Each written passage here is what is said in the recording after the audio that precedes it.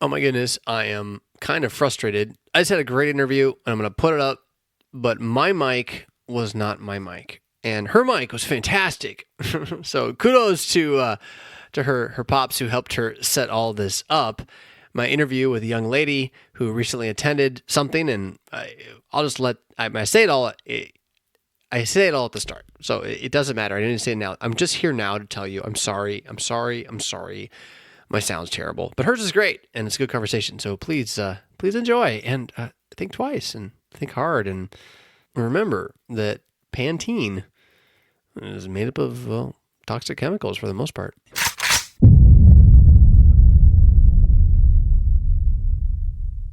So if you've been watching the YouTube, you notice that over the weekend I mentioned and got a whole lot of questions about the National Youth Gathering of the Lutheran Church Missouri Synod. And while it's not really my favorite thing to do a lot of in-school or in-house political stuff, I really don't, I mean, I care about the Missouri Synod, but I don't care enough to think that our problems or our debates are the mission of the church.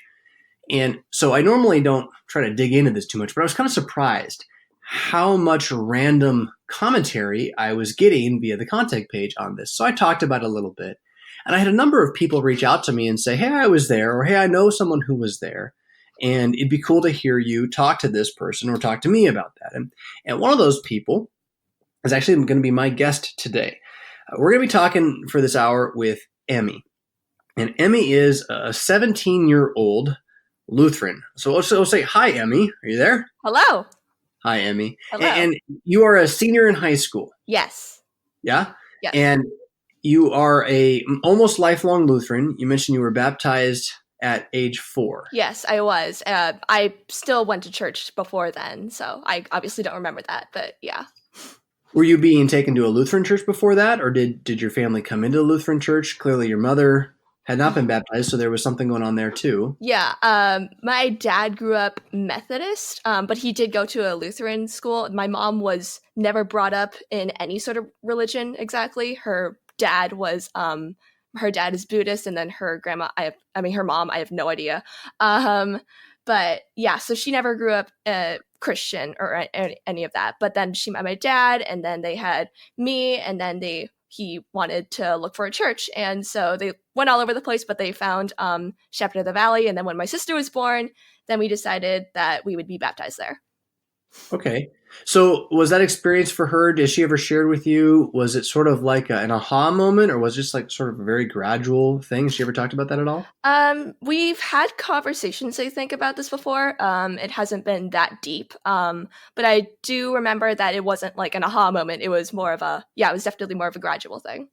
Yeah, it's often the way. I'm also curious about Buddhism. So is Buddhism a topic the family ever discusses, or just kind of in the past now? I mean, it's not necessarily in the past, nor is it really that present right now. It's, all I know is that my grandfather is Buddhist, but I don't know how seriously he actually takes it. So.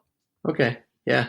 I find Buddhism interesting because of all the world religions, it's kind of the least religious. Yeah. And it can have a lot of overlaps with some things that Christianity would teach about the law, that is about, right and wrong. It can be very, very perceptive on those things.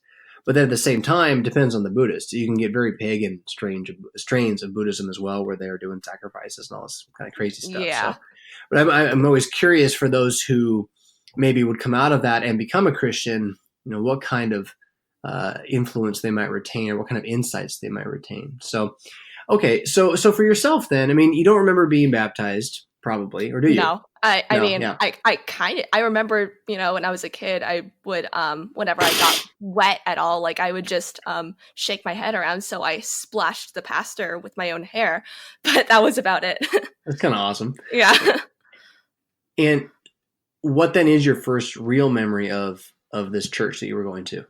I think that one of my first memories was actually before I was baptized, when I was way younger. I remember there was like a little glimpse, I think, and it was just my pastor up at the podium, and he was talking about something, and I don't remember anything that he was saying. I don't remember what the message was that he was trying to convey to us, but all I remember was he said something about Jesus, and there was a cross, and he died, and then we can live again. And that was Hmm. that was about it. But like that was I think that's just stayed with me consistently. I mean, I've had plenty of doubts growing up, of course, with my faith. I mean, yeah, but that's always stuck with me. Yeah. That's really cool.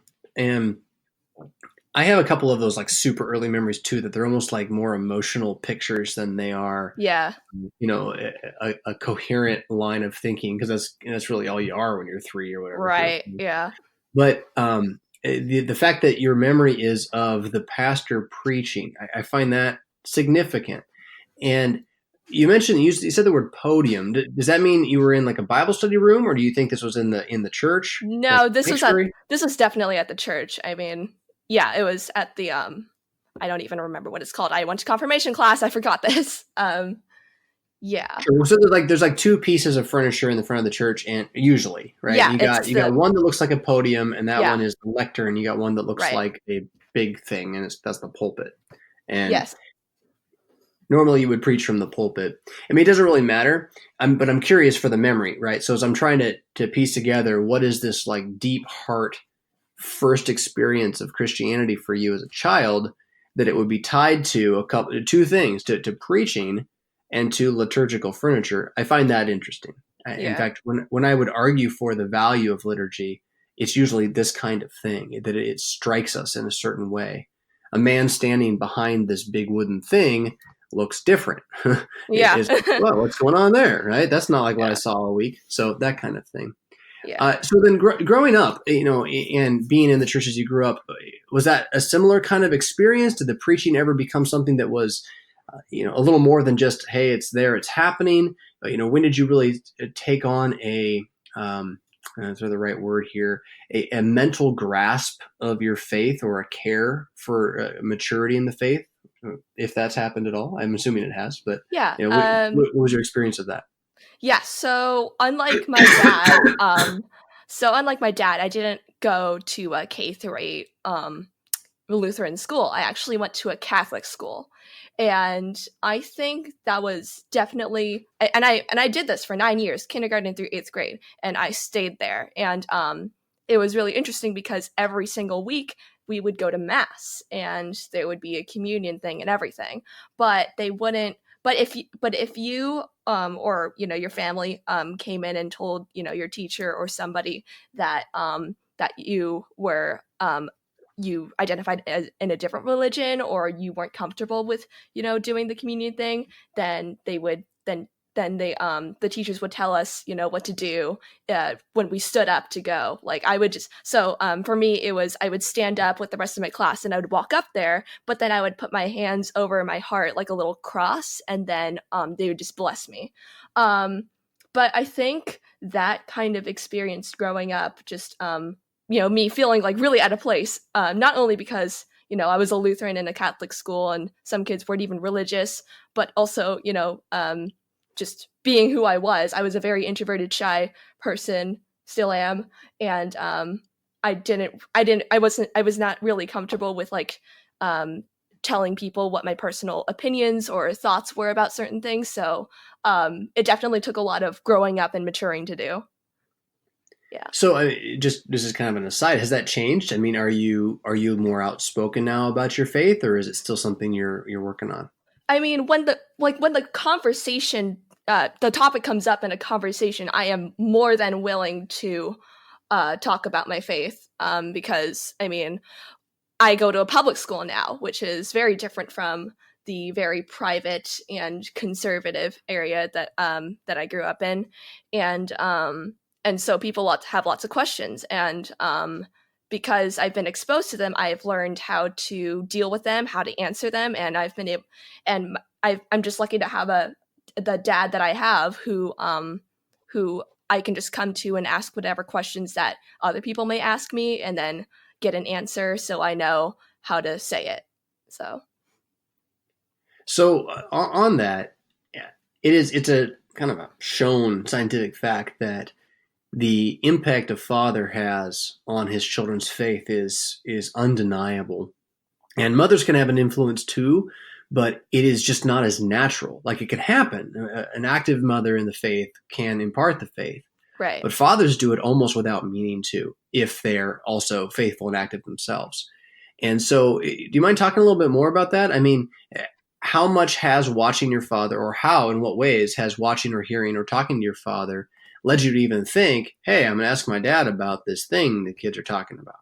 Right. Well, I mean, growing up, the pastor, is obviously a man, and then my dad, he's always been super involved in our church. He actually just got elected for the Missouri Synod for Concordia Portland, and so he's really involved with the church. He's really involved with that kind of community, and he's especially just grounded, just like not only morally but in his faith, and he's just so strongly devoted to that. And I think it's just something that I've admired from afar from a really long time.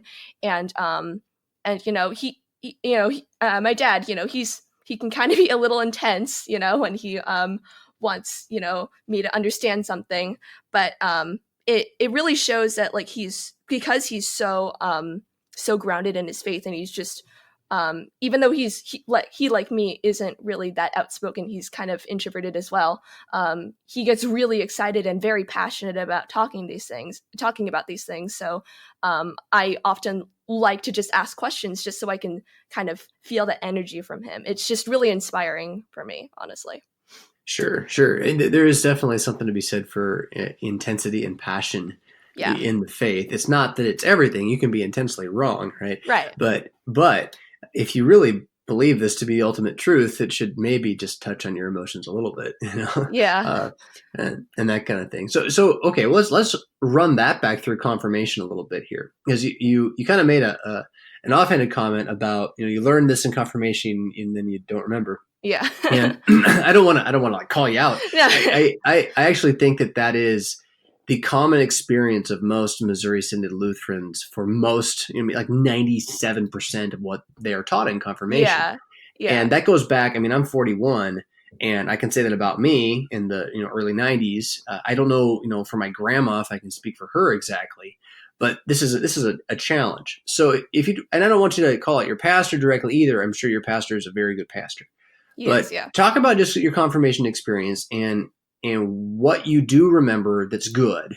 And then maybe if you feel like you didn't pick up things, why do you think that might be? What do you think didn't happen to make certain things stick? Okay, so my church has this little kind of preschool, and so it's kind of just this building that's right next to the church itself, and so we just have a bunch of classrooms in there. And so when I that was literally like my second school. Every Sunday I would go to Sunday school, and I would go there to learn about Noah and the ark and Moses going on top of the mountain, and then Jesus dying on the cross to forgive our sins, and then going up into the clouds, and all that stuff. And but it was I was definitely actually really excited to get into confirmation classes, because first of all, that meant, oh, hey, I'm going to go get communion. So now I mean, when I was younger, that felt more like, oh, wow, now I'm a real Lutheran. I mean, obviously that's not quite right, but that definitely gave me that sense of kind of empowerment, getting that. And it was also really cool because like the pastor, he was mostly in charge of that stuff, and he was our instructor on that. And he was really open to a lot of questions that we had. And so it wasn't just, and so it was just really cool. I was in like 7th grade when I started it. And it was just really cool that we were going outside of Noah and the Ark and all those little stories that you grow up hearing like nonstop over and over again. And now it's actually applying it to life, to our lives as Christians, to our lives as just people, and growing up, as soon to be high schoolers. And so it was really cool to just dive so deeply into the Small Catechism, talk about what we believe and why we believe it, and why it's so important to uphold everything that we continue to learn about our faith. So what we believe and why we believe it, that's something I say a lot, whether you know it or not. It's just sort of I love that phrase, because so do I. The what's important, right? But then the why is why it's important. So you don't really understand that it's important without the why. And that always seems to tie the pieces together. I like how you mentioned that, as a young person, you knew that going to the Lord's Supper was going to do something better. Yeah. Like, and you use the phrase real Lutheran, and you're It like, was that's gonna not make it right. official, Yeah, that kind but of but thing. like it is kind of right. That's kind of the thing, and Yeah. it's a tough scenario. Like I don't believe that we should be communing babies, but there sometimes I wonder if seventh, eighth grade's a little late. Some people know that they're missing this thing, and they're able to say, "I believe it's Jesus," and the hunger for that, and the I don't know, the conviction that it gives you, the excitement. I just think that's a wonderful thing, and you made a really good confession of faith there Yeah. as you said that. Also, the idea of moving from, and I think this is a bigger challenge too, and maybe even a problem a little bit, right up there in line with why doesn't confirmation always stick as much as it should, which is the movement from stories to reality, and why do you think it is? I mean, you mentioned the repetition, so it was like the same stories every year. I mean, there's a lot of stories in the Bible. It's kind of amazing that we would do them enough that you would feel like I've heard them too many times, but we kind of do, I suppose. But Yeah. is there anything else that would make it seem less real to you in your memory of that, as opposed to like, oh no, that's a real thing that matters? Like, why was that not something you already had? You have any thoughts on that? Sorry, can you maybe form that question Yeah, again? it's a tough question. Yeah. So like, you're coming out of learning about Noah and Abraham and who else? But Daniel probably, right? Yeah. And now you're in confirmation, and now it's real because we're going Right. to talk about today. And it's like, well, why is the history of the flood not something that, as children, we go through Sunday school and come out thinking this is real and it matters? Like, do you have any thoughts on why that might be? Is there something that we did in the way that we taught that left it, I don't know, more like a story, I suppose? Well, I mean, I think I remember growing up, I the first time I heard all these stories, even, the second or third times that I heard them, like, I just thought it was so cool. And me being the very underexposed, very conservative, kind of sheltered kid I kind of just stuck with whatever, the adults or my parents said. And so I think as you just grow up, you just start to question things. That's just the natural thing that we do. And so when you hear these stories all over again, then you're like, well, is that really true? You start second guessing everything. I think that's Mhm. just a natural part of growing up and that kind of thing. So I think really the best that we can do with that is really not just to repeat those stories and then but obviously underline the moral of the stories and underline the importance of these stories and why you need to hear these stories. Because a lot of kids, they hear these stories, but they're like, okay, so now I know that Noah went away from this flood and God saved him. Okay, what do I do with that? But it's like, well, now you can remember that God looks out for you. Now you know that even through all the bad stuff, He's still there for you. Like that's, I feel like the messages that really can be applied more. I think the application is what's kind of missing in there, and that people can maybe improve on with that. Yeah, yeah. What I wonder is, and this will be different in a lot of different places, but then again, often the same curriculum is being used. I wonder how much of those lines are being actually laid out, or how much of it is something else. And so the fact that and I'm going to call you out a little bit on this one here. So Okay. you talk about, the moral of the story. And in my experience, that's also what Sunday school was. So I get a story about David, right? And David is, this great man of faith. And so I should want to be like David in this way, and because God will be like for me in this way, and try to be like David. And so the whole thing is like it's Aesop's fables, just Right. Christian style. And certainly there's morality in the Old Yeah. Testament. Yeah. Uh, but, there's so much more going on there in terms of the lineage of the seed of Jesus of Nazareth moving through history against mankind, as God is stopping us from stopping him from saving us, because we keep trying. I mean, Abraham's like, he gets a promise, like, go to this land, and in this land you're going to have a baby from that woman, and from those things the world will be saved. And he proceeds to go to the land and then leave the land, give the same woman to another man in marriage, and then just sit there. So he does everything possible to make it not happen. And God's like, okay, fine, I'll send plagues upon it. We'll, blah, blah, we'll bring it back to the land. We'll get it done. So that movement or that trajectory of the stories is huge. Yeah. And then there's this other thing called typology. And I don't know if I'm going to bore you here, but to see that so many of these stories are about Jesus. And the flood is maybe a good example, because Peter does this for us in 1 Peter 3, where he talks about the flood being God's wrath against the world, and about there being 8 people who are saved in this boat from God's wrath and brought through safely on the other side of the water. And then he makes this immediate turn, 1 Peter 3:21. He says, this is baptism. That now baptism does that for you. It puts you into the boat of Jesus, going through the waters of death and the wrath of God, and coming out alive again on the other side. And I wonder, I know I didn't learn that in Sunday school. No. I didn't learn that till seminary, and I'm like, why? Why? It seems to me that I don't know. And my story is a little different than yours. By the time I was confirmed, I was kind of ready to check out. So I'm really glad it's been a better path for you. I had to go dark for a while. But okay, so that kind of pushes back in this direction a little bit, because you did mention this, and I think it's really worth digging into if you don't mind. You can punt on this if you want to. But you mentioned doubts and you mentioned questions. And I totally agree with you that it is the most normal thing in the world for a growing human being to ask why. I mean, that's just a normal thing, period. Yep.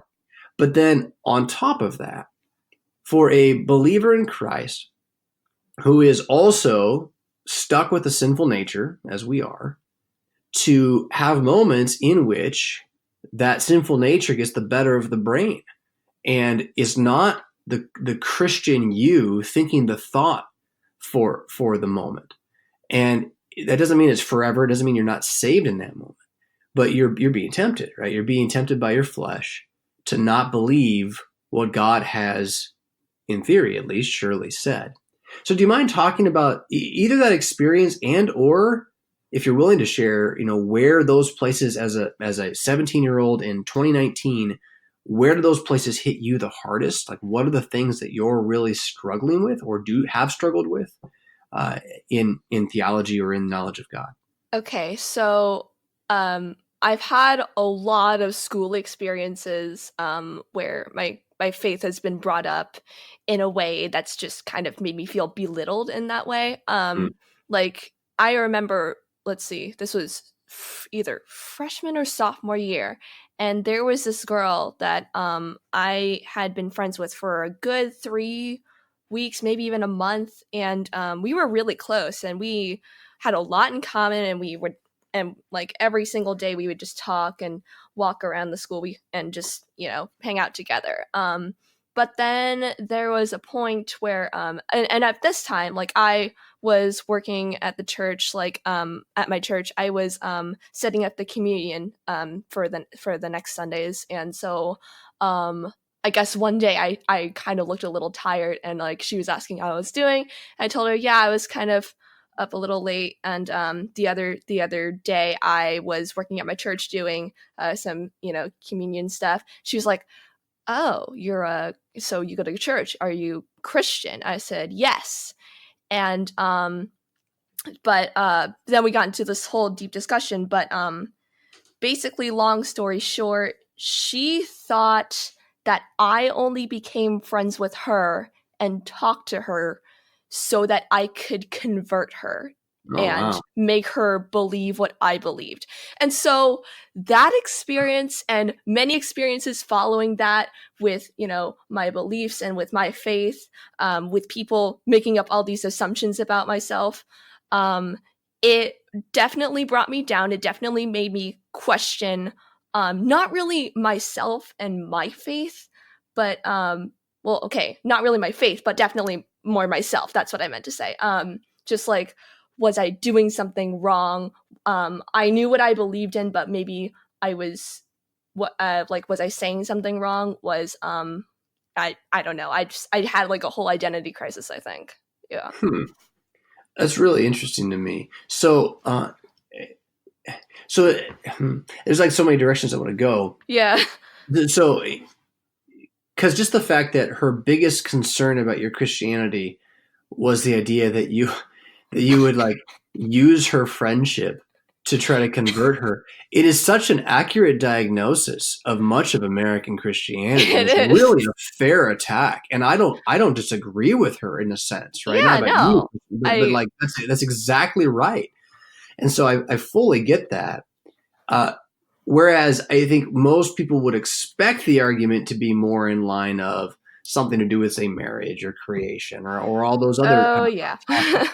So I'm sure those have come up, but I find this one really, really interesting. And then the other thing that's interesting to me about it is another piece that I didn't learn in Sunday school. And I don't know if I teach, I definitely try to teach. I try to teach it all the time. But it's one of the hardest things for us as humans to learn. We have this inbred belief that if we do things right, it'll all work out. Like we just think Right. that that's always how it is. 2 plus 2 always equals 4. And so I should be able to do that with everything, right? Right. And Christianity comes along and instead there's the cross of Jesus Christ. And you're not just looking at it, you're kind of now on it too, right? It's like Yeah. you're in me and yeah, they're spitting on you. Yeah. You know? Yeah. And what can you do about it? And we call that the theology of the cross. And the first thing, that it will always work if I do it right, that's an American philosophy called pragmatism that drives that. So I find it interesting that that was something you had to wrestle with as you engaged the world. You found very quickly the cross was in your face, whether Yep. you liked it or not. You care to share any more about that? This is all really interesting to me. Yeah. So I mean, I've had plenty of so I I have this group of friends at my school, and this has nothing to do with the girl I said before, but like eventually I moved on from that experience, and I met this really great group of friends that I'm friends with to this day. And we're the type of group that's very eclectic and mixed, as in there are all sorts of different religions and all sorts of different races in there.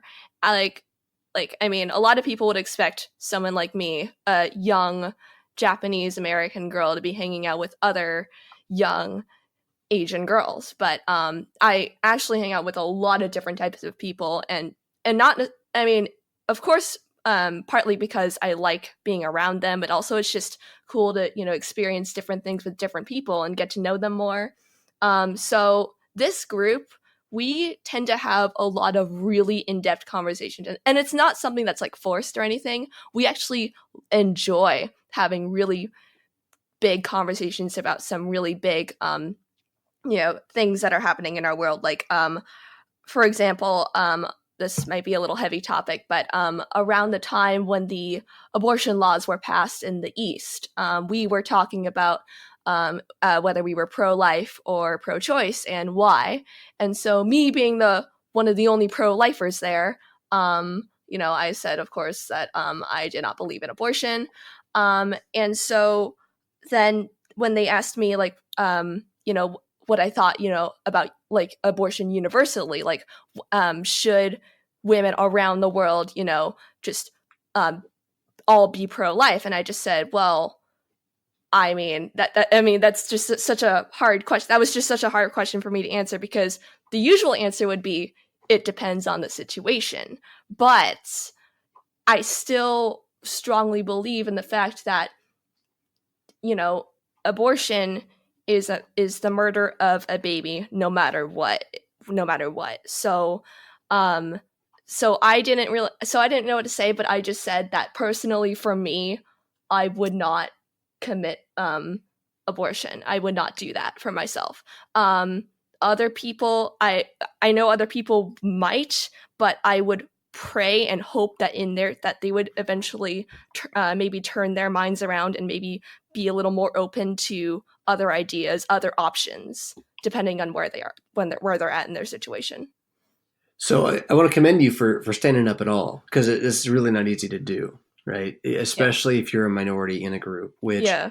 everyone likes to talk like Christians are the majority in this country, and we're not. No. I think there's a lot of Christians out there, and I think many of them are just quiet because they're good-natured people who want to love their neighbors, so they don't go out and yell Yeah, about everything. But absolutely. we do not have the loudest microphone these days. Yeah. I'm really glad that you said that because I was actually talking with my dad the other day, and he asked me this very interesting question, which was, is it easier for someone who is gay to come out than it is for someone who is Christian to come out? And I just thought, I think so. I I think it mean, is. it kind of is in a way, Yeah. because obviously I can't really speak for one side or the other, but I can say for the Christian part that yes, more people would be more accepting of somebody who has a different sexuality or gender orientation than someone who has faith in a higher being. Because if you look on the news, I've just seen so many just these like videos of like really kind of I don't really know how to say this in a nice way, insane people who are like marching the streets with like all these anti-protests, and like these are all these Christian people, and it's like, wow, these people are representing us in a way. And it's kind of sad to see that, and sad to see that now people are grouping us based on those few people. So Yeah. I'm not as familiar with that. I do know about the March for Life, and generally it's a very peaceful thing. yeah, But back on the initial question of is it safer? Clearly, if you're in a family where your fathers are going to like beat you if you come out as gay, like that's not safe. right, Obviously, no matter what culture you live in, or well, there are cultures where they put you to death. of course. But I was just down recently for a couple of days in Chicago, and I was kind of surprised. I guess I shouldn't be, but I was a little surprised that the entire area. I was in Wrigleyville, so near Wrigley Field, and then it was south of that in Lakeview. The entire area, almost every store had a rainbow flag. The street signs all had rainbow flags. Some of the crosswalks were rainbow brick. It was painted rainbow, and this is an evident political statement. It's called virtue signaling. So we're all for this thing, and like your question now makes me think. Now, where in the United States? Where in the United States would you find that kind of celebration of Christianity in a public square? And you wouldn't. If you did it, you'd be decried. And so that, I think that kind of proves the point to me a little bit that we really are. It's tough. So what you did was brave to talk with those other girls about that and to hold your ground. The challenge, and I'm gonna pick apart your language here a little bit because I want to help you. Right? Okay. In these kind of situations. When you fall back on for me personally, I believe language, you basically are playing on their playing field. Right. So that most of America is playing on the playing field of there is no moral truth or no moral right. Everything is sort of a matter of opinion. Yeah. And so how dare you say this? You can't have your opinion, except for, well, you can have your opinion, but even your opinion is wrong, but you can't challenge my opinion. Right. So when you do that, and when you say, well, this is how I believe, it kind of gives them that ground, as opposed to, and it's hard to do this. It takes a lot of practice, but to try to fall back instead on what you know to be agreed upon moral points. So, for example, and this isn't necessarily what you want to do in that situation, but you might say something like, well, do you believe that murder is wrong? Right? Can we all agree on that? Like that murder is wrong? Okay, we all say yes. Okay, what about capital punishment? So like if somebody's a mass murderer and they're caught and we send them to jail, should they be put to death?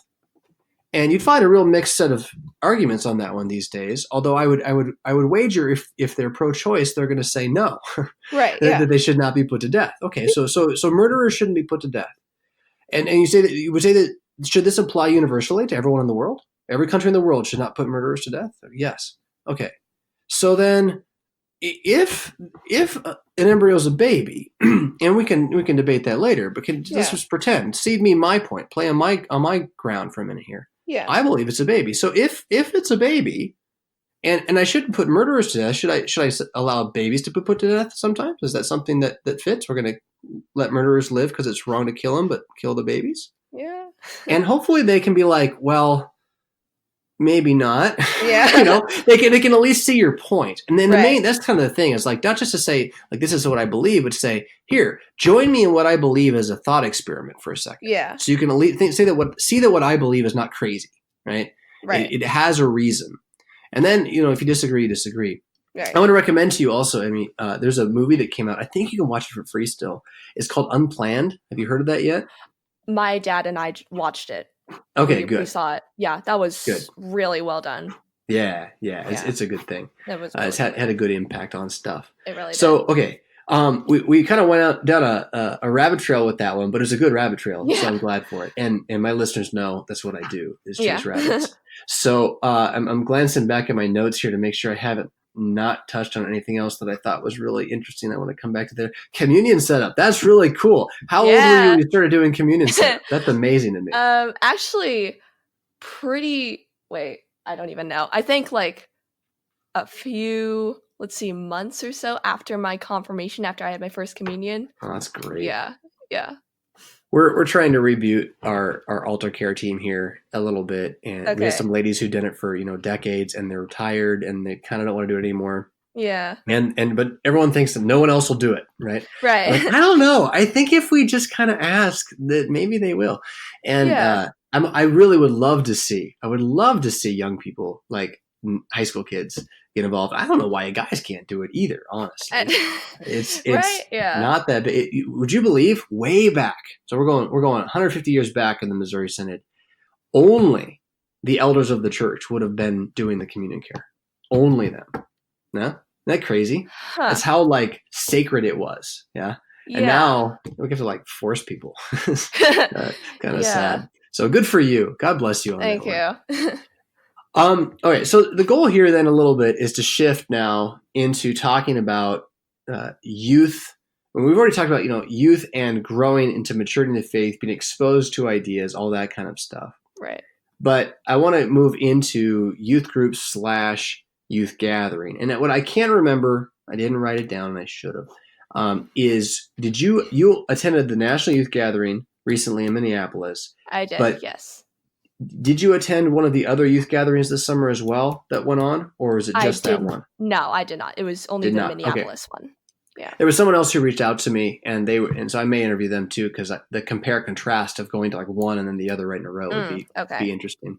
Yeah. But okay, so as a senior, did you go as a freshman then? So wait, no, because it's every 3 years, right? Yeah, this is every 3 years, but I'm going to be a senior, so I just got out of junior year when I did this, so this was my first time going. Right. I think you could have gone as a freshman, because I think it's set up that you can always go twice, and but you're going to be done. Like, you can't go after the next one. So is it something that your youth group has done regularly, or did they go as a group 3 years ago? Do you know? So we only started our youth group about, let's see, how many DCE entries have we had? We've led, one this year, two. So about 3 years ago only we started it. So, I mean, we've had youth groups of high schoolers before, and we've had, our pastor kind of take care of them and stuff, but we never actually had a DCE with us and doing this kind of stuff with us. So, so what does that look like? I mean, what would the difference in that be? So, I mean, with the pastor, of course it felt more like a Bible study or things like that. I mean, I honestly don't really know. I mean, I should probably ask some of the, past youth members, but, so this is kind of a more, kind of laid back kind of thing, because the DCEs are that we've had are women. And so we've kind of had a female, leader to look up to, and, they've been really great. But they've always done a lot of fun activities with us. They've taken us mini golfing. We've done movie nights. We've done board game nights. It's all sorts of fun stuff. So can I ask how often? Is this once a week? Is it once a month? This is about 2 times a month, and they're always on Fridays. And you mentioned they're interns. Is that because they're students somewhere, Yeah, they're or students at like Concordia, St. Paul, Concordia, all the Concordias. Yeah. right? And they have to do like an internship before they Yeah. graduate, so they come and got it. Yeah. Okay. So how long is that? They're there for a year usually then, or is it like So 9 months? just a year. About A a year. year. Yeah. Okay. What's that like? I remember we as pastors we have to do this thing called vicarage, or sort of the same idea. It's like an Mhm. internship for pastors. And a lot of places run their youth program through their vicars. And I had to do that. And I remember talking to kids about it, and they kind of didn't like it. And this was like, they'd had this going on for maybe 10 years or so. And it wasn't that they didn't like the vicars. The vicars are all fine, right? It was Right. like, man, they keep leaving. Like you get to know them, then they're gone. So I'm curious. Do you have any thoughts about that, or is it just it's not really been an issue for you? I mean, no, that's that.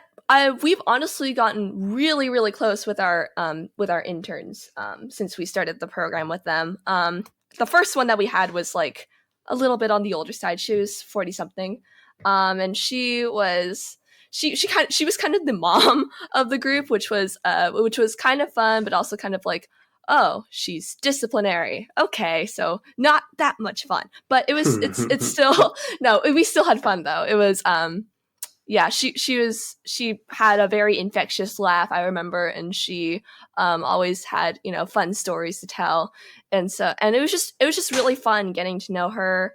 And then like the next 2 years, including this year, we've had college students from Concordia St. Paul, and they've been wonderful. They've been wonderful. I mean, they're different, of course, but I mean, the first one she was I mean, she was a little more out there. She was a little bit more energetic, and I think could kind of act more on impulse, a little less than more leading with her heart than with her head. So kind of got a little messy, but I mean, it was a fun messy. And then this one is a little more reserved, but she's so sweet and just a really fun person to get to know. So, I mean, overall, just this entire experience, we're sadly not going to be able to do these DCE interns. I think because of funding and stuff like that. Hmm. But it's just been such a fun experience, and I hope that more churches are able to get these opportunities to do that. This is a really technical question, and Okay. it's for my own head more than anything, probably. Okay. Just how big is the youth group at this point, and then what's give or take on an average month, right? What is the ratio of boys to girls? Okay. So our entire youth group is 4 boys and 3 girls right now. Okay. So it's pretty small. But so let's see. Let's see, me and the 2 other girls, we're going to be seniors, and then there's one other guy who's going to be a senior. Then the next younger guy is a junior. Then the other 2 are going to be sophomores, and then Right.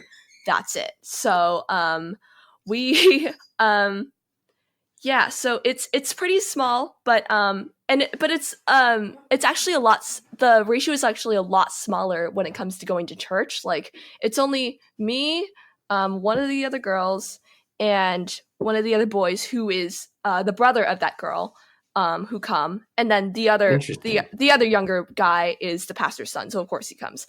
But those are the only people that I really see that go to church every Sunday. The other ones, I don't even know I don't know what happened, but But do they still come to the youth group? they come to the youth group, absolutely, yeah.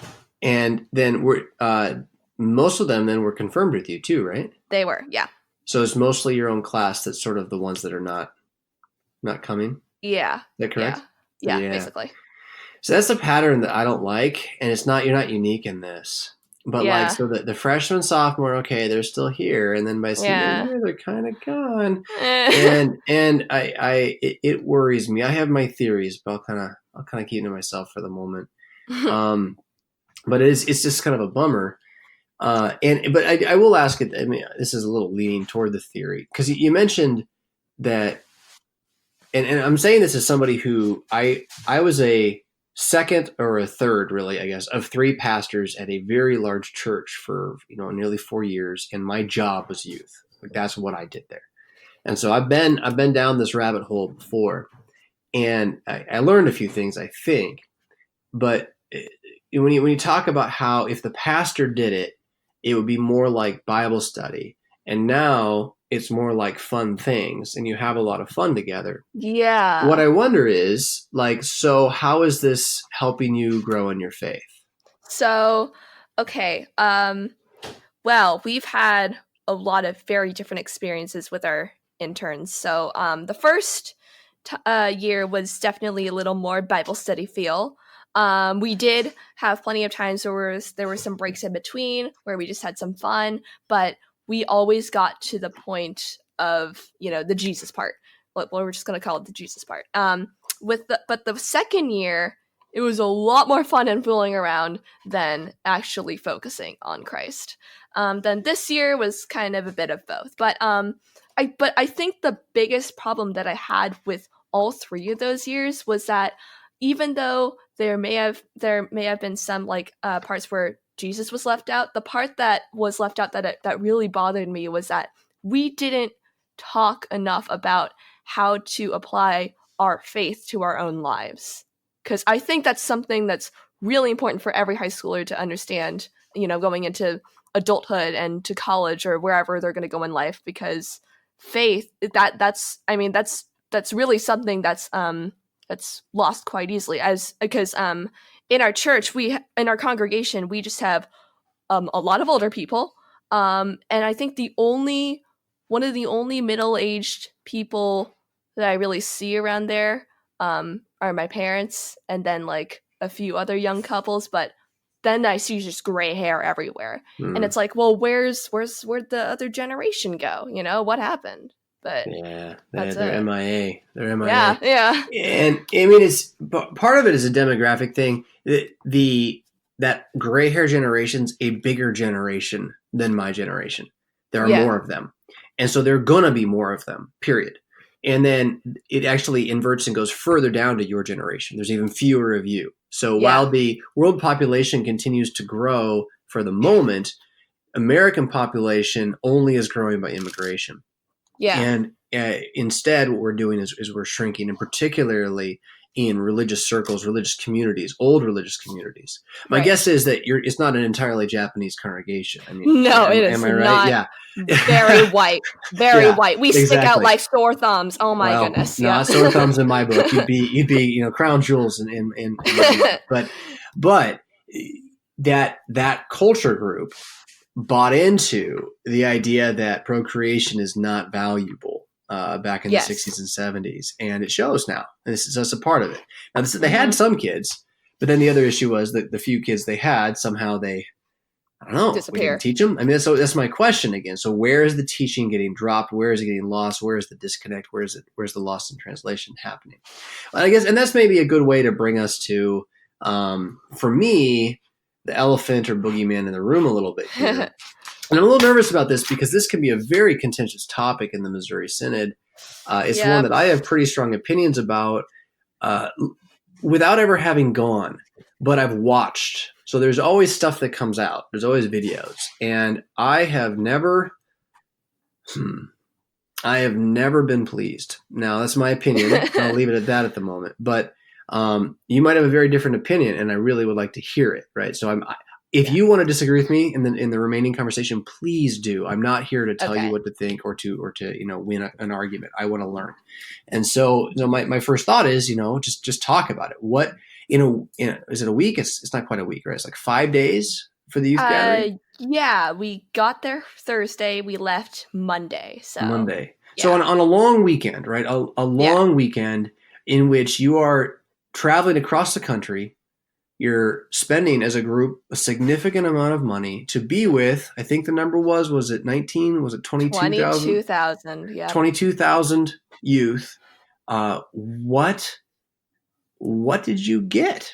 Right? What'd you come home with? I mean, I think if I could just describe this entire experience in just one word, it would have to be overwhelming. Huh. Just super overwhelming, because for me, I personally am not a travel person, but it was also just all I felt like they were just trying a little too hard to get the Jesus across. I mean, everything just felt like such a big performance, and there were lots of parts where it did not feel authentic. Like, they did not. I didn't really know how to feel about it when I came back, because I was just like, wow, there was so much stuff, man.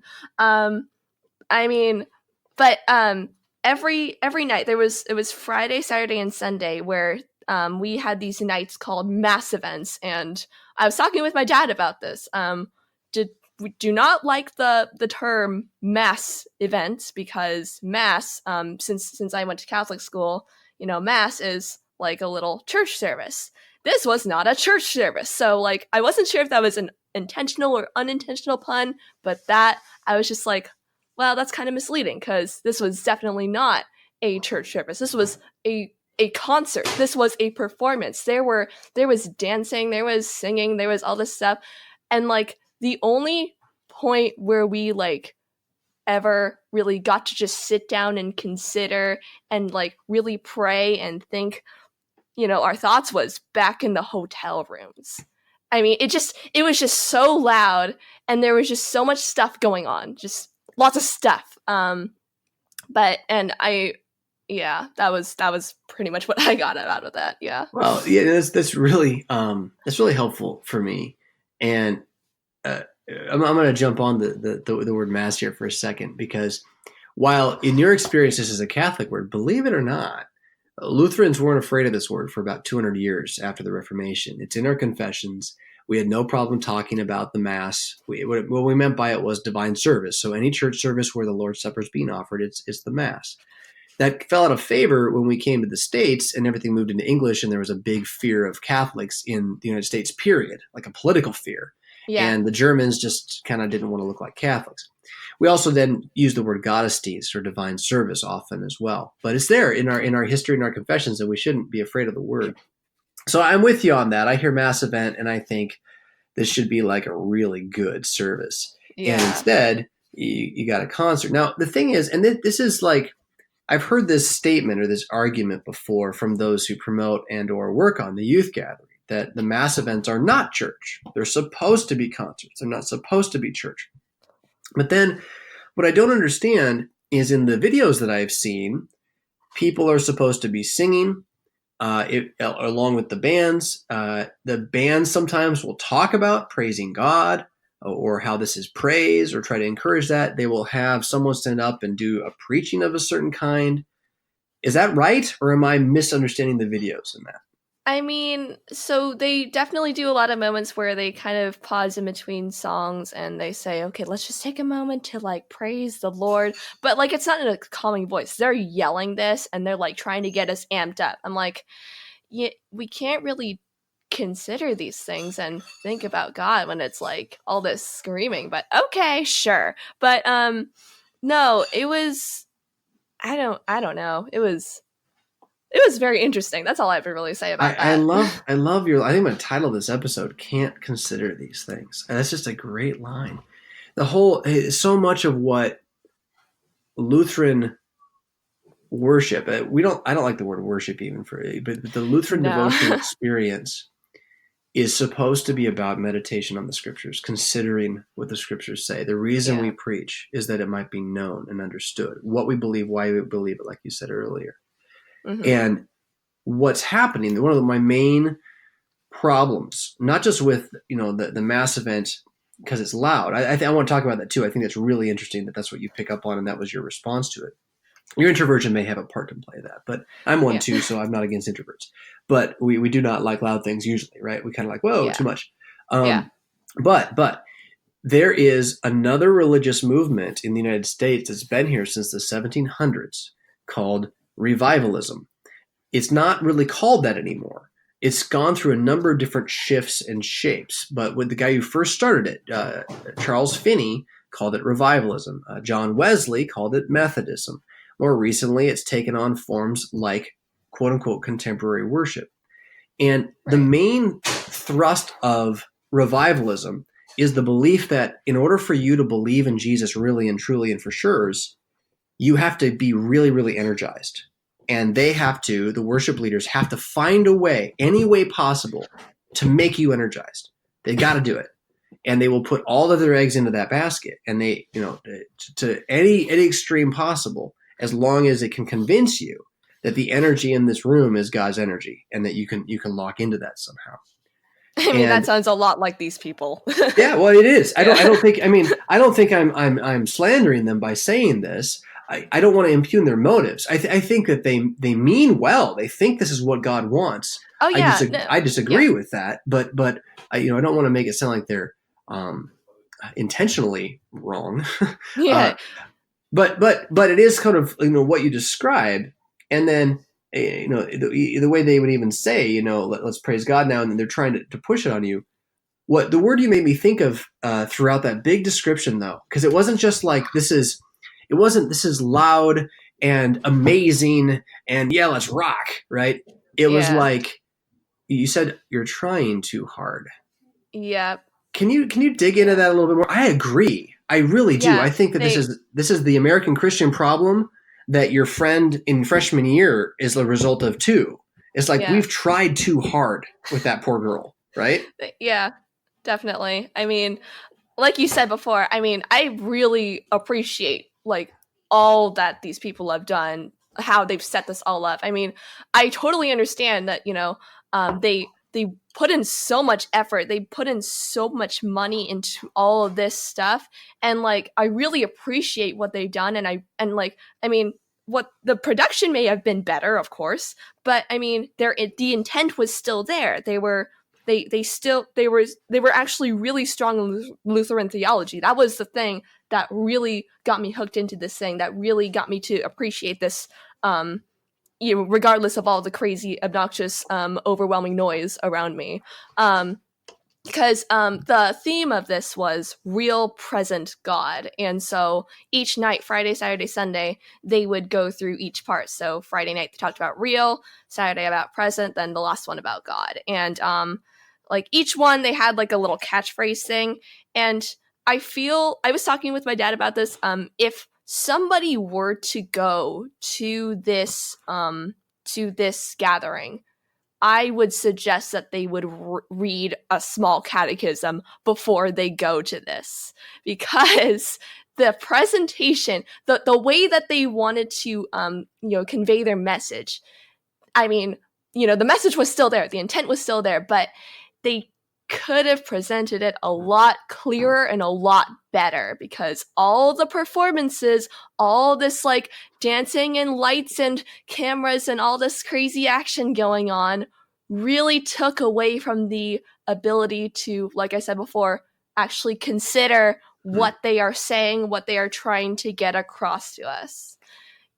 I'm gonna just be kind of a jerk for half a second and say, oh boy, that I'm not at you, it's at them more. Okay. But that what they're doing has to take away from what they're saying, because they're doing it because they believe what they're saying isn't sufficient. They have to do all of this to get you excited, because what they're saying is not enough by itself. Yeah, and because that's a denial. I mean, it's not like they don't believe it, but it's a practical denial. We're saying that we don't have anything. We're saying we have to make a bunch of noise instead. Yeah, and it's also interesting because like because they have to do this because they don't think that teenagers can like understand this stuff without any of that extra stuff, which is kind of offensive. Yeah, I'm not gonna lie. It was because like I mean, like the first thing, I really appreciated the message that they wanted to explain, which was that Jesus is real, so you can be real, right? Jesus is real. He exists. He died on the cross for your sins, so you can be real. You can, so you don't have to worry about, having to be a good Christian person. You don't have to worry about being a good Samaritan, because Jesus has already forgiven your sins and he loves you. Like, great message. But the way that they had like all these skits, all these weird dances, and all this weird stuff around, and they talked nonstop about social media, because that's what they think the teens are going to want to hear. And the message that I got instead was Jesus is real. He was an imperfect, weird, like misfit kind of guy. Hmm. So you can be like that. It's like, wait, wait, that's not right. Yeah, let's feed our narcissism a little bit here. Yeah, That is an odd exactly. thing. So okay, I kind of want to chase something there too, but so if real present God, Jesus is real. Okay, so what's present? What was So present? so present was oh my gosh, they did another skit all about, social media, because like everybody was on their phones, they weren't talking to each other, da da da da da. And so there's but then like there were all these like, inspirational speakers that came out, and they were like, I'm sorry, my cat just jumped on the desk. I forgive your cat. Pet it for me. Okay, cat, get out of here. Okay, thank you. So it's okay. So they talked about how there were a lot of moments where, there was someone who got bullied. So they were like, oh, well, I didn't really feel God there. Was he really there? But then they came to the conclusion that, oh, he actually was there, like God's always there through the good and the bad. But the problem that I had with it was that these people would like jump from like one conclusion to the next. And that I feel is something that that kind of contributes to a lot of stereotypes that a lot of people have about Christians, which is that we are too far-fetched in what we say. Like, because like these people, I mean, almost every story was, okay, I got bullied. Like, oh, I didn't feel God around me. I felt like I was alone. I felt like I had no one to like lean on. And then all of a sudden they like have this like weird sign thing that happens. Like, oh, someone was kind to me. Oh, someone, stood up for me. And then it's like, wow, God is here. And then they have a reflection that's like, wait, God was there the whole time. I feel it now. It's like, hold on now. So God's presence depends on how you feel. That just yeah, you put your finger on it there. So I mean, like I mean, again, I really appreciate what they were trying to say. I understood what they were trying to get at, but I had this gut feeling that that's not what everybody else got.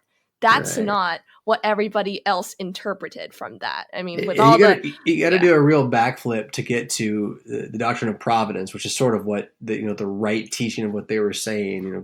God's moving all things for good. But you got to do a real backflip out of that. The emails that I received from people in their concerns often did reference this need to feel God being something that was mentioned a lot. And there's a word for that as well. It's called mysticism. And mysticism is any religion that basically says you can find God through your experiences. You find God through what you see, what you feel. However the world would like present itself to you, that's the way to find God.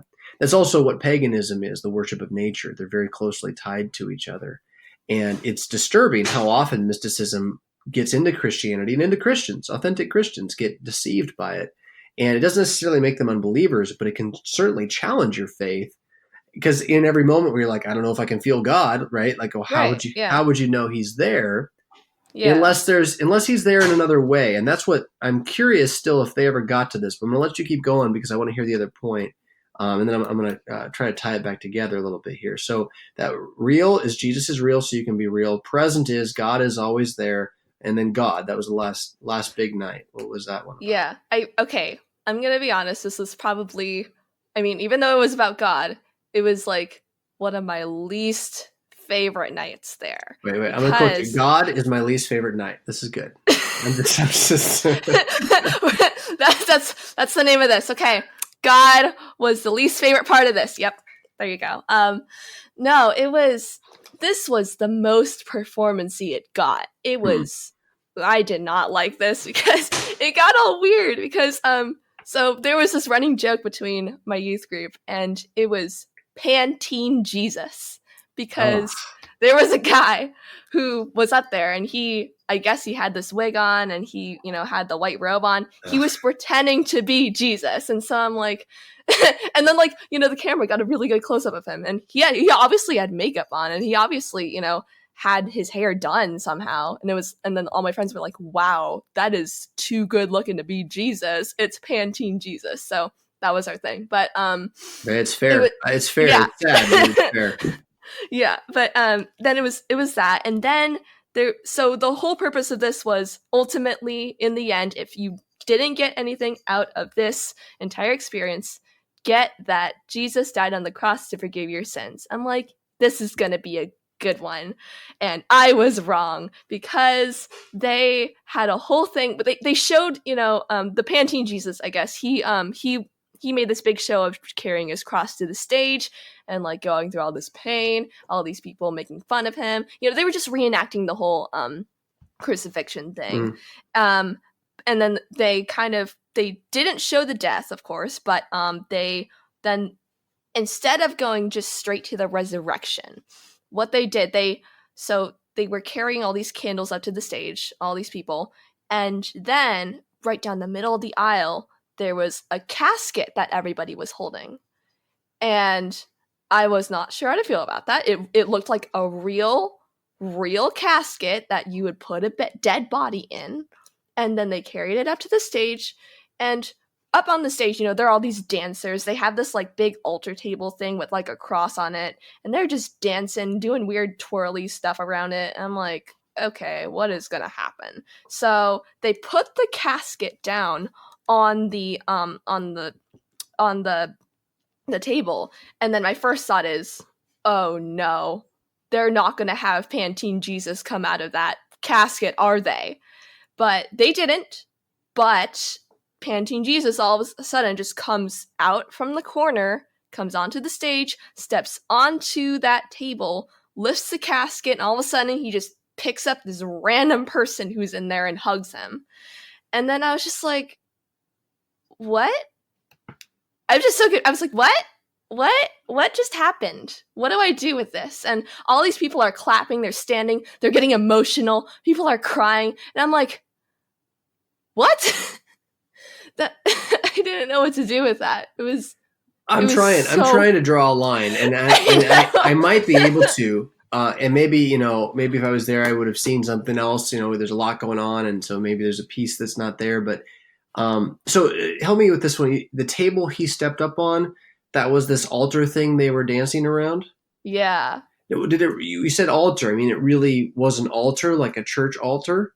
No, it was just a big long table. Big long table. It was just a table. Like it looked like the kind of table that was in like the Last Supper or something. Right. But it had a cross on it. I don't know. Okay, I don't know. So riddle me this one, Batman. I am very confused by this thing I'm going to try to say next, and it's because when I saw the flyers for this thing, Real Present God, and I've heard through the grapevine, oh no, they're really making an effort to be more Lutheran with this thing. They really are. They're doing a good job. They're trying. I'm like, okay, yeah, okay. I'll best construction that this thing, Real Present God, good. They're going to have a whole youth gathering about the Lord's Supper and the real presence of Christ in the Lord's Supper. Yeah. And that doesn't sound like that's what they did at all. No. I don't know how you as Lutherans have the phrase real presence in a title and then don't have it be about the Lord's Supper. I don't know how you have Jesus stand up on an altar and raise people from the dead and not have it be about the Lord's Supper. Because that's what he does in the Lord's Supper. That's what I'm like, that's my line, right? Oh, it makes sense if he's the Lord's Supper, right? But then I don't know. I'm desperately, well, I'm not any less concerned than I've been in the past. Painting Jesus, for Pete's sake. I tell you, I'm with you on this. I get so frustrated. This is not new though, and this is not the youth gathering. I mock and decry the artwork of Jesus in our churches, in our Sunday school material, everywhere. He looks like a girl, and he looks like a pushover, and he's not anybody you would ever follow. It's just disturbing. And then the Bible doesn't describe him this way at all. They call him the man of sorrows. That he's about him, there was nothing that we would desire, no beauty we would desire. Stricken, smitten, and afflicted, all this stuff. And every time we do it, he's like the guy lead singer from the Bee Gees. I don't know if you know that guy. I know. No. I know what you're talking about. Sounds ridiculous. Or Fabio. And so I get it. And it's just like, man, every 17-year-old male in that place just decided, I'm not sure I'm a Christian anymore because Jesus is a weirdo. Yep. So I don't know how to get people to get that one. Feeling God, we talked about that. Cut them clear. I wanted to come back to thank you for all of that kind of in-depth analysis. I think that was really Yeah. good. Oh, the Thank dancing you. around the altar, that disturbs me. That's like Greek mystery religion. All you do is sacrifice a uh, bull and you're really into it. Um, so the idea of authenticity, you mentioned, performance several times, not feeling like it was authentic. I don't know if I said this earlier, but the word is canned. You familiar with that word? no, No. not really. So No. like you know how when you watch a McDonald's commercial, like all Yeah. the people eating at McDonald's don't look like anybody you've ever seen at McDonald's, Right. right? And they're all supermodels. They're all skinny and strong and dressed really nice and driving nice cars or Pantene. whatever. Right, right. They're Yep. Pantene. Right, sure. And that's canned, right? And so you've paid someone to do this for you. And if you go to like your standard church website, generally speaking, you're going to find canned art. So you're going to find like some pictures of smiling people who don't go to that church, right? But they're there on the Right. website, right? That kind of thing. That's what canned Yeah. is. It's any kind of paid media that you throw into what you're doing, but it's not really who you are at all. It's the opposite of Right. authentic. So you think about like canned food, right? I mean, how good are Yeah. canned peas? Like you can't wait for some canned peas, right? They're so tasty. And Right. so so why is it? And you kind of touched on this, and I've touched on this a little bit too, but why is it that we think that the way to keep young people in the church from falling away from the church is to give them canned religion? I don't. I mean, can you? I don't know. Maybe you don't have an answer. Can you help me with that? I mean, what on earth I'm to convince us that this is gonna win you over? It clearly hasn't exactly made you happy. well, I mean, I understand that growing up you want to give your kids the best possible image of whatever it is you're teaching them. You want them to believe in Santa Claus. You want them to believe in all this stuff. But I mean, but that kind of stuff, those are things that kind of just add to like the beauty of childhood. But the faith and Christianity and Lutheranism are very real things that shouldn't have to be, messed with or, pantined or whatever, or canned to be, explained to children. It should be something that people should just accept, just as a thing, just as it is. It's, I mean, I guess little kids, you of course want to entertain them and get them interested and hooked onto something. And so you of course want to add a little bit of excitement, a little bit of glitter, or maybe something kind of cool. But like, don't like keep them just looking at their faith with like rose-colored glasses or anything like that. Make sure that they still under that they just don't take it like blind faith. Don't just take it as like, oh, this is a cool thing, I'm gonna like it because other people like it, and also it just looks cool. It's a real thing that people should just it should just be accepted just as the way it is. If what we believe is the holy, everlasting, inspired, and without error word of God, then why is that not sufficient? That continues to be my question. Why do we not believe that these words spoken plainly, communicated clearly, are sufficient? Why do we have to clean them up and make I them look mean, shiny with worldly things? And it doesn't mean that you shouldn't try to do the best you can. But then the question again on a different level is, so why aren't we doing the best Lutheran that we can? Why aren't we taking everything that you would find in your Lutheran church normally and doing it as good as you can? Now, the challenge is we've actually got two kinds of Lutheran churches in the Missouri Synod now, and some of them are trying to look like the youth gathering every week. yeah. And so they are doing that. But I don't know. You sound like you wanted to say something. I cut you off there a little bit. Did you Yeah, want to? that's okay. Yeah, I think. Well, okay. We've kind of just grown up in this world where image and authenticity and just who you are and what you show online. That's like the big theme of our lives growing up, as Gen Z or as millennials. It's you want to be. I mean, I think authenticity and like identity and who you really are just really big topics that come up, but it's never really something that's never, and like there's never really a solid solution that's found to those things. I think that because Lutheranism, we focus so much on being realistic and authentic that it's the rest of the world has kind of gone to this level where it's a lot of showiness and performanciness. I mean, you see that all the time on social media. You see that all the time, just in people in general. They act one way so that they can look like a good person. They want to look good.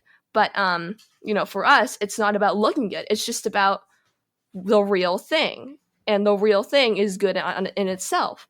But that's not something that I guess the rest of the world is really willing to accept, I feel, because the society we live in, it's all about, image and, what we look like on the outside. And sad as it is, it's better to, I feel like it's better to look good than to actually be good at this point. Mm.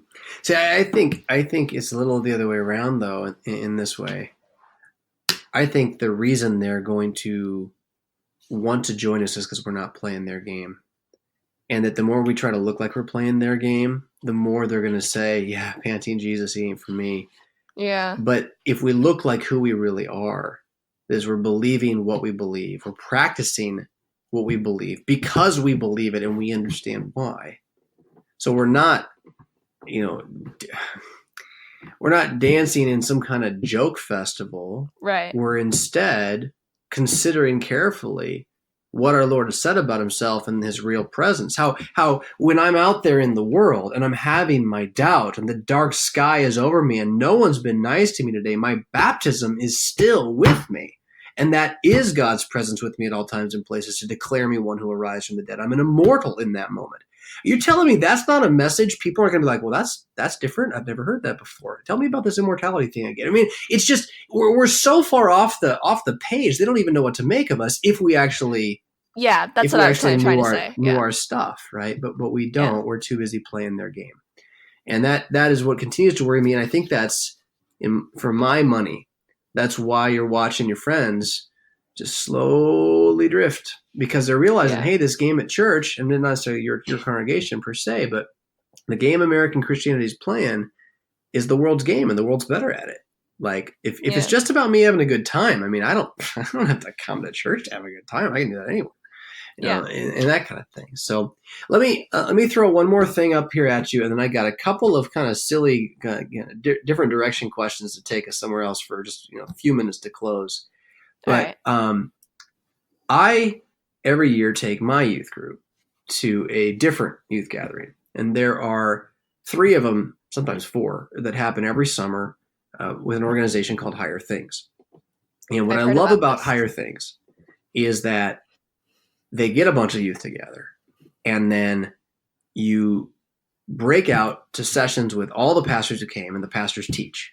And some are good, some are kind of okay, right? Nothing's really bad, I suppose, but they're different varieties of like, that was a good one. So that's all week long. And then you have a couple of big sessions with another pastor who will teach. And then you worship. You go to church 4 times a day.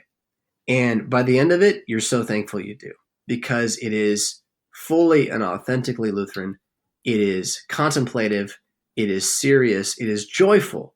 I cried twice, and I'm not crying every week in church, but it is potent stuff. And you come away from this thing, not just thankful to be a Lutheran, you're just glad to be a Christian.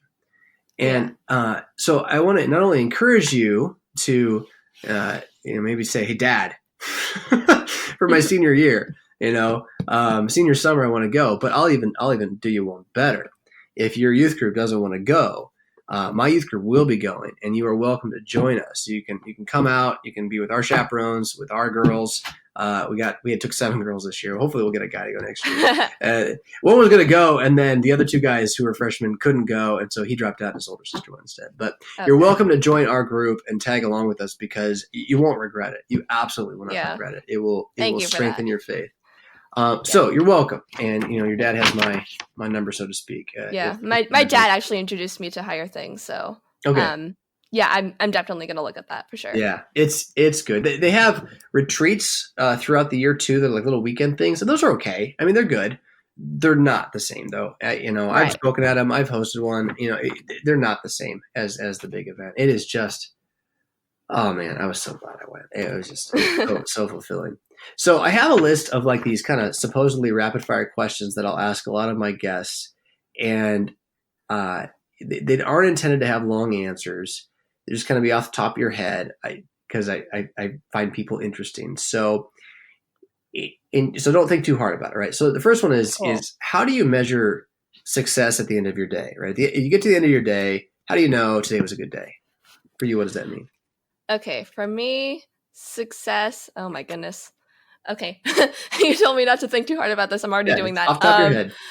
Okay, it usually depends. Okay, I'm not going to say it depends on my mood because my mood changes a lot, but it's usually how much I've gotten done in the day because I often have a lot of things to do. I have chores to do. I'm working on my college, my art college portfolio, and I'm doing college essays and all this stuff. So I keep like a checklist of all the things that I have to do or the things that I plan to do. And then like when I look back at the end of the day, like, okay, what did I do? But then I also keep a little separate checklist where I just keep it blank. And then throughout the day, I'll add on to like what I did during that day that maybe wasn't on my other list. And just like, oh, I did a little extra thing, or like I spent time with like this person, or I spent time with my sister or with my mom, or I went grocery shopping with her. Some just like a small little thing that I went out of the way during the day, out of my schedule to do. That was a good thing. And so the more that I feel like the more that checklist is filled up more than the other checklist of all the other things I have to do, I think that really shows how successful I was. Yeah, that's a cool answer. Has your dad shared with you Everbook yet? Has he ever talked to you about Everbook? No. You should ask your dad. He should know. He should know by now about Everbook. It's a little tool that another pastor created, and then he and I have been promoting it. It helps take your little list making to a whole new level. It's just like a little magical thing. So ask him about it, and if he doesn't know, I can share with him later. But it's worth checking out. It'll take your game to a post-college level in terms of management of time. It's a really cool thing. So next question. I'm going down a couple. What book do you read? You're a reader, right? Yes, I am a reader. What book have you reread the most? And you can't say the Bible. Sorry. Dang it. Let's see. I think the one book that I've reread the most is this one by John Green. He wrote The Fault in Our Stars, that really sad cancer story. And it's this one that he wrote that I think is probably his most personal, and it's called Turtles All the Way Down. And I was obviously drawn to this because of the title, because I was like, okay, what the heck does this mean? And so I looked up the story behind it. I'm like, okay, what is Turtles All the Way Down? What is this saying?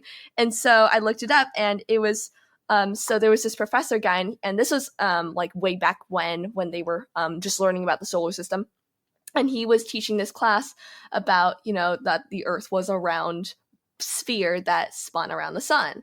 And this woman, she stood up in the back and she said, hey, that's not right. The Earth is not a sphere. And he's like, okay, well then what is it? And she said, it's actually a flat piece of land, and it's sea, and like this flat little blanket thing on top of a turtle shell.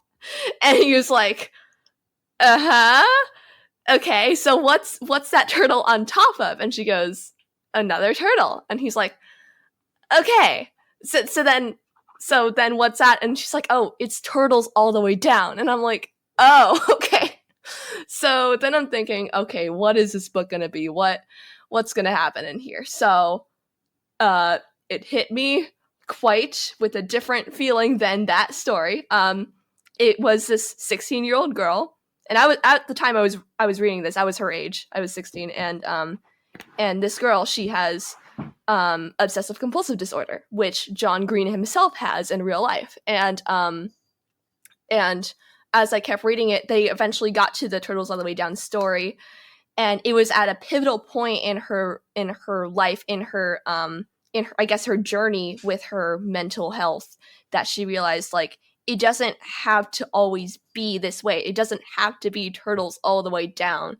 I don't have to just be stuck in this cycle where I'm obsessively like freaking out over these things.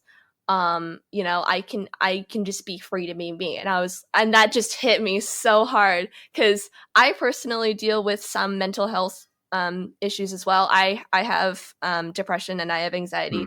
And so that was around the time, I think a year after I had my first diagnosis. And so that just really hit me. And almost every single year, I always go back to that, like at least twice or three times a year, maybe even twice or three times a month if I'm feeling like it. And I just read back to that part, and it just hits me every time. And I think, it doesn't have to be like that. Because like feelings are temporary. I'm not going to just be sad and upset or like freaking out and having a panic attack forever. Like, it eventually stops, and I'll eventually get to a point where I'm going to be happy again. And, I'm not always going to be happy, but that's just life. And I was just like, yeah, so I think that's my favorite book. Yeah. Yeah, no, thank you. That's very deep. And the reality of hurt. I've battled depression for a good portion of my life as well, and I think a lot of people do. It's a spectrum, and so people are at different levels in it. But it's something people don't always talk about. And yeah, in those moments, to be able to remember that it will pass. It's a phase, like a lot of other things. The cat is back. The cat is back. I was going to say that should be the name of your cat, is Turtle Down. That's a great name. Yeah. So I will also say, and this is sort of like a long-term life stuff, the things that have helped me most with my own depression, there's three of them. One is sleep, and not daytime sleep, but good nighttime sleep when the blue light, that is your TV light or other lights of the house, are turned off about the time the sun goes down, if possible. And you get at least a good hour and a half without them. Candlelight helps. And then it helps you get into a deep sleep, which is where a lot of the restorative stuff comes. Nutrition, and we don't have to go into that too much here, but a lot of what Americans consider normal are foods that create mood swings based on their chemical reactions. And so that's something that for me personally made a huge difference when I figured that one out. And then the last one's meditation, mindfulness. It's tough to find a good mindfulness thing that won't go, Hindu or Buddhist on you, but there are some out there. And I found, kind of as you were describing, that moment of reprieve where you're like, it will pass. You train your resiliency to kind of step back and look at your emotions and realize, oh, my emotions aren't all of me. Like, there's more of me in here. That's interesting. So all those things have been tools I've found valuable as I've grown to deal with some of the same struggle. And obsessive compulsive, I got a little of that in me too. You mentioned before we started chatting, you like Disney movies, so maybe I do. This one can be a fast hit. Maybe not though. Who's your favorite Disney bad guy? Bad guy. Oh, okay. Oh man, that's a hard one. I think I started to really like Maleficent when they came out with that live action movie with Angelina Jolie, because I really got into her character. Because before that, all I'd seen was just like all these villains, and they were just doing evil for absolutely no reason, Right. And so now it's like, oh wow, you're actually getting to their story, like why they did it. They're more than just an evil person. They actually have feelings, and it's like, wow. And then like eventually, you feel empathy for them. You're like, wow, you went through that. I am so sorry. I wish someone was there for you to, like help you with that. But like, no, I really like Maleficent. And I mean, if they just did that with every single villain, like I think I would just love them all equally.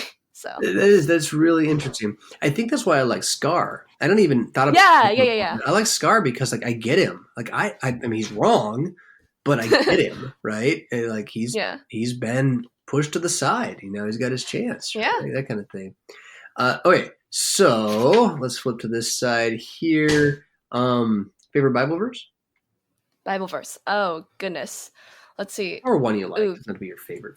I'm trying to think. I don't remember which book of the Bible this was, That's all but right. Doesn't matter. Paraphrase is good. yeah.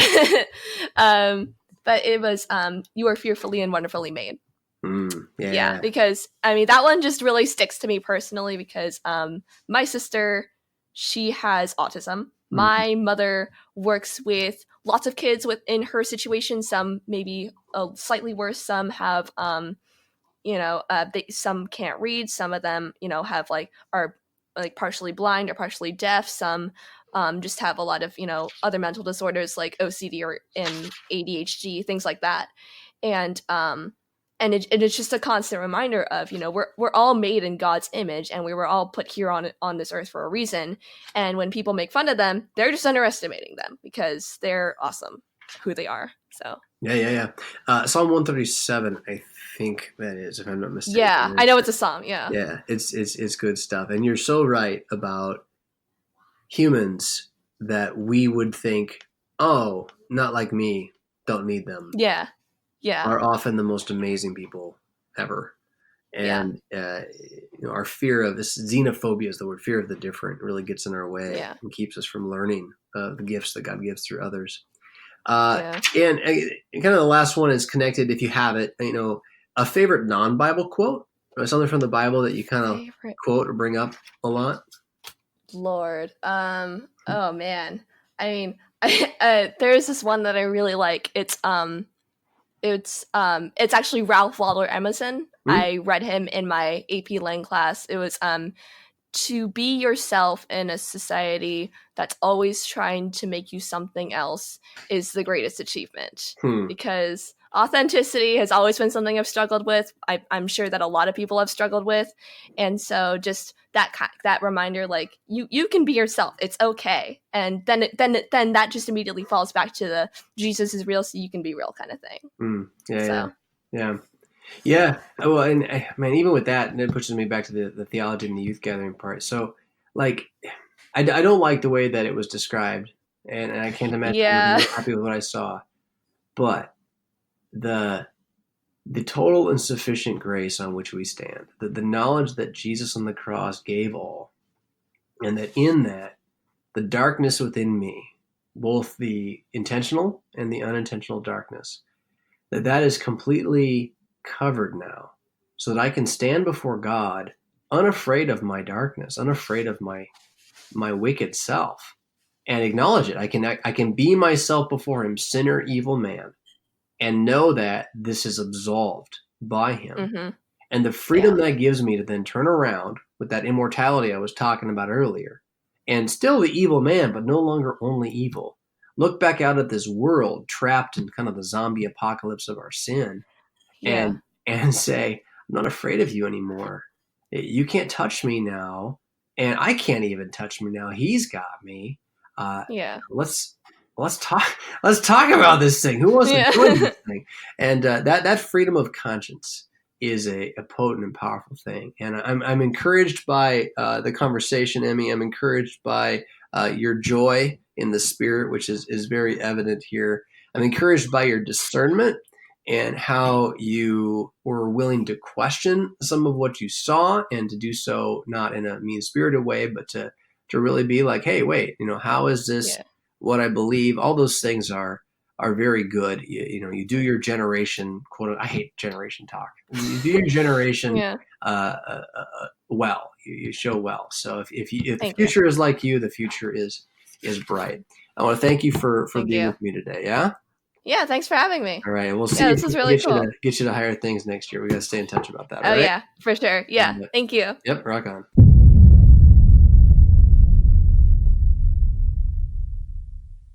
Was that worth $1?